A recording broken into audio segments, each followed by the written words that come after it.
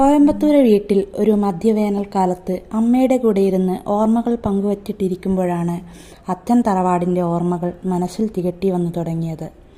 അച്ഛൻ തറവാട് എന്ന് പറയുമ്പോൾ മനസ്സിൽ തികട്ടി വരുന്നത് കുറച്ച് വെള്ള നന്ദ്യാർ വട്ടപ്പൂക്കളും അതിൻ്റെ സുഗന്ധവുമാണ്. വള്ളിയാട് മണപ്പുറത്ത് ബസ് ഇറങ്ങി ഇടവഴിയിലൂടെ ഒരു 5 നിമിഷം നടന്നാൽ ഇടതുഭാഗത്തായി തറവാട്ടിലേക്കുള്ള കൽപ്പടവുകൾ കാണാം. കൽപ്പടവുകൾ കയറി തുടങ്ങുമ്പോൾ തന്നെ ഓടിട്ട തറവാടിൻ്റെ മേൽഭാഗം കാണാൻ തുടങ്ങും. കൽപ്പടവുകൾ കഴിഞ്ഞാൽ ഒരു ചെറിയ നടപ്പാത തറവാട്ടുമുറ്റത്തേക്ക് നമ്മെ നയിക്കും. ഇടതുവശത്തോട്ട് നോക്കിയാൽ പശുവാലയും വലതുവശം നോക്കിയാൽ പറമ്പിലെ കുളവും കാണാം.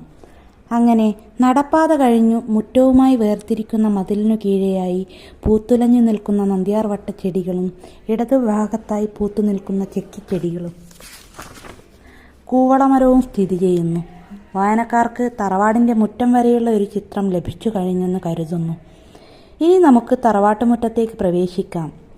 മുറ്റത്ത് നിന്നു തന്നെ ഉമ്മറത്ത് കസേരയിലിരുന്ന് ഭാഗവതമോ നാരായണ്യമോ വായിച്ചുകൊണ്ടിരിക്കുന്ന അച്ചമ്മ ഞങ്ങൾ അമ്മമ്മ എന്ന് വിളിക്കും.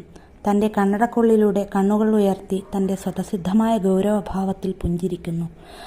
അമ്മമ്മയോട് ലോഗ്യം പറഞ്ഞു കഴിഞ്ഞാൽ വീടിൻ്റെ ഇടതുഭാഗം ചേർന്നുള്ള ഷെഡിലെ നായക്കൂട്ടിൽ ആരാണ് പുതിയ അതിഥികൾ എന്ന ചോദ്യഭാവത്തിൽ കുരച്ചുകൊണ്ടിരിക്കുന്ന തറവാടിൻ്റെ ഓമന മൃഗമായ ജാക്കി. അമ്മമ്മയുടെ ശാസനയോടെയുള്ള വിളിയിൽ കുര നിർത്തി ഒരിടത്ത് ചുരുണ്ടു കിടക്കാൻ തുടങ്ങി. ഷെഡിൻ്റെ അപ്പുറത്ത് വിറകും പുല്ലും മണലും സൂക്ഷിച്ചു വെക്കുന്ന നെടുമ്പുരയാണ്. ഓടുമേഞ്ഞ നെടുമ്പുരക്ക് കതക് വെച്ചിട്ടില്ല. നേരെ ആ വഴി പിന്നാമ്പുറത്തോട്ട് പോയാൽ പുതു ശുചിമുറി കാണാൻ കഴിയും. പിന്നെ പിറകുവശത്തെ മുറ്റം കഴിഞ്ഞാൽ മേലെ പറമ്പിലോട്ട് ചാഞ്ഞു നിൽക്കുന്ന പേരമരക്കൊമ്പിലിരുന്ന് ചാടിമറിഞ്ഞു കളിക്കുകയും പേരക്ക കഴിക്കുകയും ചെയ്യുന്നുണ്ട് ശ്യാമുവേട്ടനും സന്ദീപേട്ടനും ശങ്കുവേട്ടനും വിനീതയും ശാലുവും. അവർ അവിടെ നിന്ന് കളിക്കുമ്പോൾ എനിക്കങ്ങനെ പോകാതിരിക്കാൻ കഴിയും? കളിയൊക്കെ കഴിയുമ്പോഴേക്കും ഇരുട്ടായി. കാലും മുഖവും കഴുകുക എന്ന് പറഞ്ഞ് വടി പിടിച്ചു വരുന്നത് ആരാണ്? അയ്യോ, പ്രസന്നളാച്ചൻ. അടി വീഴുന്നതിന് മുൻപ് വീട്ടിൽ കയറാം.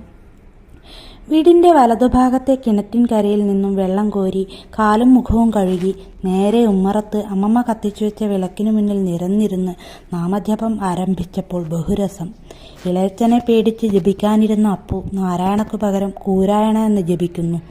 ഒരുവിധം ചിരിയടക്കി പിടിച്ച് ജപം പൂർത്തിയാക്കി. വീട്ടിലെ സ്വീകരണമുറിയുടെ ഇടതുഭാഗത്ത് സ്ഥിതി ചെയ്യുന്ന പൂജാമുറിയിൽ ഭാഗവതം വായിച്ചു കൊണ്ടിരിക്കുന്ന അമ്മമ്മയുടെ കൈകൊണ്ട് നെറ്റിയിൽ ഭസ്മക്കുറി ചാർത്തിച്ചപ്പോൾ സമയം 7 മണി. സ്വീകരണമുറിയിലേക്ക് കയറിയ ഉടനെ വലത്തോട്ട് തിരഞ്ഞ് ഇടനാഴിയിലൂടെ നടക്കുമ്പോൾ ഇടതുഭാഗത്ത് അമ്മമ്മയുടെ മുറിയും കടന്നു നേരെ ഡൈനിങ് റൂമിലേക്ക് പ്രവേശിക്കുകയായി. ഡൈനിങ് റൂമിൽ നിന്നും